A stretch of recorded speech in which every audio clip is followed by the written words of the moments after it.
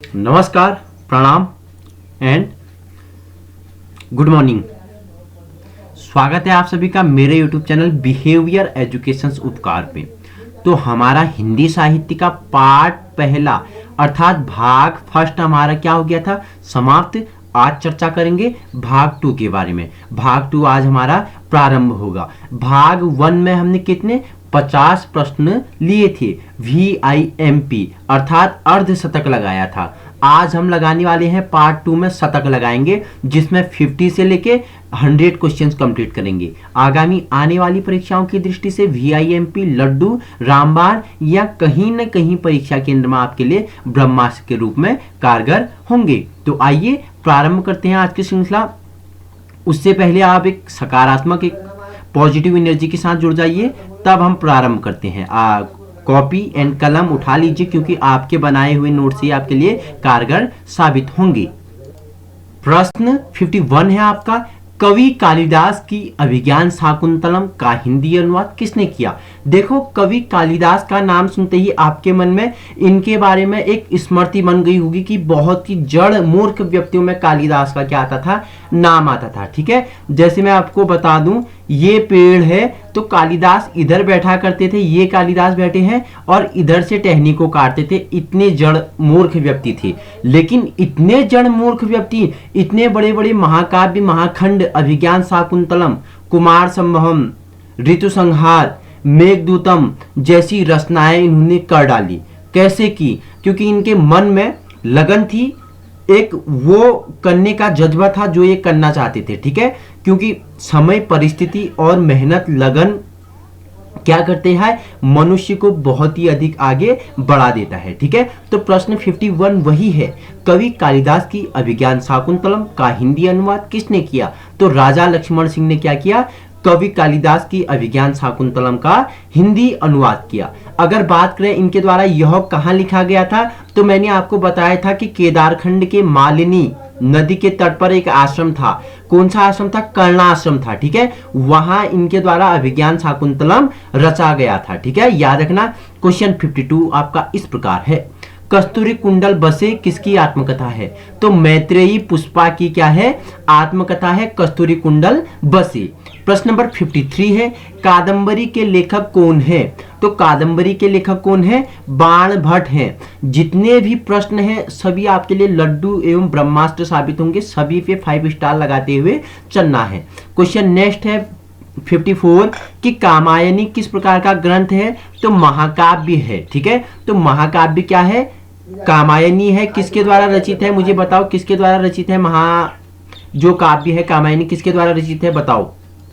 जो अच्छे कर्म करेगा, जो अच्छी दिशा में काम करेगा, कामायनी से जो अच्छी दिशा में काम करेगा उसका क्या होगी, जय जयकार होगी। तो कामायनी किसकी रचना है, किसकी प्रमुख काव्य संग्रह है, तो हमारी जयशंकर प्रसाद की। ठीक है, उपनाम झारखंडी कलादार है। वहीं कानन, कुसुम, झन्ना, आंसू, लहर, कामायनी, प्रेम पथिक, ये सब किसकी है, हमारे जयशंकर प्रसाद की है। ठीक है, प्रश्न 55 है, देखो क्या है, किस इतिहासकार ने सर्वप्रथम रीतिकालीन कवियों के सर्वाधिक परिचयात्मक विवरण दिए हैं। तो मिश्र बंधु ने दिए हैं। ठीक है, याद रखना। क्वेश्चन 56 है, किस काल को स्वर्णकाल कहा जाता है। तो भक्ति काल को क्या, स्वर्णकाल कहा जाता है। याद रखना, सभी क्वेश्चंस 5 स्टार वाले हैं, सभी पे 5 स्टार लगाते चलना है। आगामी आने वाली परीक्षाओं में आप यही प्रश्न देखोगे। क्वेश्चन नेक्स्ट है 57, किस छायावादी कवि ने संवाद शैली का सर्वाधिक उपयोग किया है। तो जयशंकर प्रसाद ने क्या, संवाद शैली का सर्वाधिक उपयोग किया है, छायावादी कवि हैं। ठीक है, वही क्वेश्चन नेक्स्ट है 58 कि किस देश में अधिकतम संख्या में भाषाएं बोली जाती है। तो भारत में बोली जाती हैं। ठीक है, क्वेश्चन 59 है, रामधारी सिंह दिनकर किस रस के कवि माने जाते हैं। तो वीर रस के कवि कौन माने जाते हैं, रामधारी सिंह दिनकर।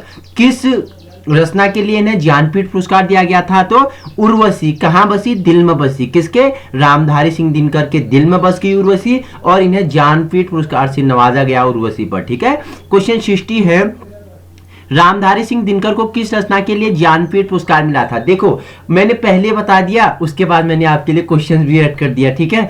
तो किस रचना के लिए मैंने आपको बता दिया, दिल में कौन बस गई, उर्वशी रचना बस गई, ज्ञानपीठ पुरस्कार हिंदी साहित्य का सर्वश्रेष्ठ पुरस्कार से नवाजा गया, ठीक है। क्वेश्चन 61 है, रीतिकाल का वह कौन सा कवि है जो अपनी मात्र एक कृति से हिंदी साहित्य में अमर हो गया? तो बिहारी क्या है, रीतिकाल का वह कवि है जो अपनी एकमात्र से हिंदी साहित्य में अमर हो गया, ठीक है। क्वेश्चन नेक्स्ट है 62 है, रेशम बनाने की तकनीकी का आविष्कार सर्वप्रथम किस देश में हुआ? तो रेशम बनाने की तकनीकी का आविष्कार सर्वप्रथम चीन में हुआ था, ठीक है। क्वेश्चन 63 है, लाल पीला होने का अर्थ है क्रोध करना, ठीक है। मैंने तुम्हारी दोस्त के मुंह पे एक चमाटा दे दी और तुम्हारी दोस्त का दोस्त मुझको देखकर क्या हो गया, लाल पीला हो गया, ठीक है, मतलब क्रोध करना, ठीक है। क्वेश्चन नेक्स्ट है 64, ले चल मुझे बुलावा देकर मेरे नाविक धीरे धीरे, इस पंक्ति के रचयिता कौन है? तो जयशंकर प्रसाद जी बोलते हैं, ले चल मुझे बुलावा देकर मेरे नाविक धीरे धीरे, इस पंक्ति के रचयिताकार कौन है? जयशंकर प्रसाद है, ठीक है। क्वेश्चन नेक्स्ट है 65 आपका इस प्रकार, देखो क्या है, लोग है लागी कवित्त बनावत, मोही तो मेरे कवित्त बनावत, इस पंक्ति के रचयिताकार कौन है? तो कौन है? घनानंद है, ठीक है। क्वेश्चन 66 है, वही मनुष्य है जो मनुष्य के लिए मरे के रचयिता कौन है? ठीक है, वही मनुष्य है जो मनुष्य के लिए मरे के रचयिता कौन है? मैथिली शरण गुप्त जी हैं, ठीक है। इंपोर्टेंट है, सभी क्वेश्चंस आपके लिए क्या है? लड्डू है, 5 स्टार लगाते हुए चलना है। क्वेश्चन 67 है, वापसी किस विधा में रचित है? तो कहानी में है, ठीक है। वापसी किस विधा में रचित है? कहानी में है, ठीक है। वही क्वेश्चन नेक्स्ट है 68, विक्रम संवत का शुभारंभ कब हुआ था? तो 57 ईस्वी में क्या विक्रम संवत का शुभारंभ हुआ था। क्वेश्चन नेक्स्ट है 69, विद्यापति की पदावली की भाषा क्या थी? मैथिली थी, ठीक है। जो विद्यापति की पदावली थी उसकी भाषा क्या थी? मैथिली थी, ठीक है। क्वेश्चन नेक्स्ट है 70 कि वीर गाथा काल के सर्वश्रेष्ठ कवि कौन माने जाते हैं? तो चंद्रवरदाई माने जाते हैं, ठीक है। वीर गाथा काल के सर्वश्रेष्ठ कवि कौन माने जाते हैं? चंद्रवरदाई माने जाते हैं। इनके द्वारा प्रमुख एक कृति लिखी गई थी, पृथ्वीराज रासो, किसकी रचना है? तो हमारे चंद्रवरदाई की है, ठीक है। क्वेश्चन 71 है, वीरों का कैसा हो बसंत कविता के रचयिताकार कौन है? सुभद्रा कुमारी चौहान, VIMP, वीरों का कैसा हो बसंत कविता के रचयिताकार कौन है? सुभद्रा कुमारी चौहान, स्टार लगा लीजिए, इंपोर्टेंट होगा आपके लिए आगामी आने वाली परीक्षाओं में। क्वेश्चन नेक्स्ट क्या बोल रहा है 72, व्यवस्था प्रियता और विद्रोह का विलक्षण संयोग किस प्रयोगवादी कवि में सबसे अधिक मिलता है? तो अज्ञेय में, ठीक है। कितनी नाव में कितनी बार, किसकी रचना है? बार बार पूछा गया है। अज्ञेय, मुझे पता नहीं है कितनी नाव में कितनी बार, ठीक है। क्वेश्चन नेक्स्ट है 73, शिव शंभू के चिट्ठी से संबंधित रचनाकार कौन है? तो बाल मुकुंद गुप्त हैं, ठीक है। शिव शंभू के चिट्ठी से संबंधित रचनाकार कौन है? बाल मुकुंद गुप्त हैं, ठीक है। क्वेश्चन नेक्स्ट है 74, शिवा बावनी के रचनाकार कौन है? तो भूषण जी हैं शिवा बावनी के रचनाकार। वही क्वेश्चन नेक्स्ट है 75, शून्य की खोज किसने की थी? ये गणित का सवाल आ गया आपके लिए, ठीक है। तो आर्यभट्ट ने की थी शून्य की खोज, ठीक है। नेक्स्ट है कि शेष कादंबरी के रचयिताकार कौन है? तो कौन है? अलका सरावगी है शेष कादंबरी के, ठीक है। और एक कादंबरी थे उसके कौन बताए थे मैंने? बताओ तो मुझे बताना, जो कादंबरी है उसके रचयिताकार कौन है? ये शेष कादंबरी के रचयिताकार अलका सरावगी, ठीक है। क्वेश्चन 77 है, श्रद्धा किस कृति की नायिका कौन है? तो कामायनी है, ठीक है, याद रखना। क्वेश्चन 78 है, संविधान की 8वीं अनुसूची के अनुसार कितनी भाषाओं को राजभाषा के रूप में संवैधानिक मान्यता प्राप्त है? तो 22 भाषाओं को क्या है? जो संवैधानिक मान्यता प्राप्त है 22 भाषाओं को, ठीक है। क्वेश्चन 79 है, संविधान की 8वीं अनुसूची में शामिल की गई 4 नई भाषाएं कौन कौन सी थी? तो एक संताली थी, एक मैथिली, बोडो और डोंगरी क्या थी? संविधान की 8वीं अनुसूची में शामिल की गई नई भाषाएं थी, ठीक है। क्वेश्चन 80 है, संविधान के किस अनुच्छेद के अनुसार हिंदी भारत की राजभाषा है? तो बताओ मुझे किस अनुच्छेद के अनुसार हिंदी भारत की राजभाषा है? तो अनुच्छेद 343 ए में, ठीक है, याद रखना। वहीं देखो मैं आपको और थोड़ा एक्स्ट्रा पॉइंट बताता हूं। भारतीय संविधान की अनुसूची 8 में हिंदी का वर्णन है, जहां 22 भाषाओं का वर्णन है, जिसमें एक भाषा हिंदी है। भारतीय संविधान का भाग 17 अनुच्छेद 343 से 51 तक क्या है, हिंदी का वर्णन है। वहीं अनुच्छेद 343 में हिंदी में राजभाषा का दर्जा प्राप्त हुआ। राजभाषा अधिनियम आयोग 1963 में बना, जिससे अंग्रेजी अनिश्चित काल के लिए प्रयुक्त किया गया। ठीक है, हिंदी से जितने एक्स्ट्रा बना मैंने आपको बता दिया। क्वेश्चन नेक्स्ट है 81, संसद से सड़क तक काव्य के रचनाकार कौन है? सुदामा।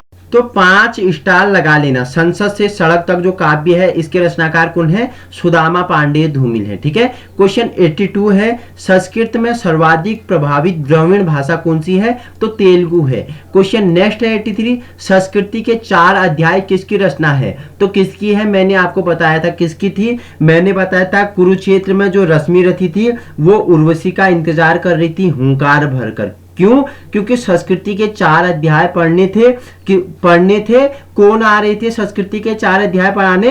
परशुराम जी आ रहे थे। ठीक है, तो मैंने इनके जो प्रमुख रचनाएं थी मैंने क्या बताया? कुरुक्षेत्र, रश्मि रथी, उर्वशी, हुंकार, संस्कृति के 4 अध्याय, परशुराम की प्रतीक्षा, हाहाकार किसके प्रमुख कृतियां हैं? तो हमारे रामधारी सिंह दिनकर की। ठीक है, उर्वशी के लिए इन्हें ज्ञानपीठ पुरस्कार दिया गया।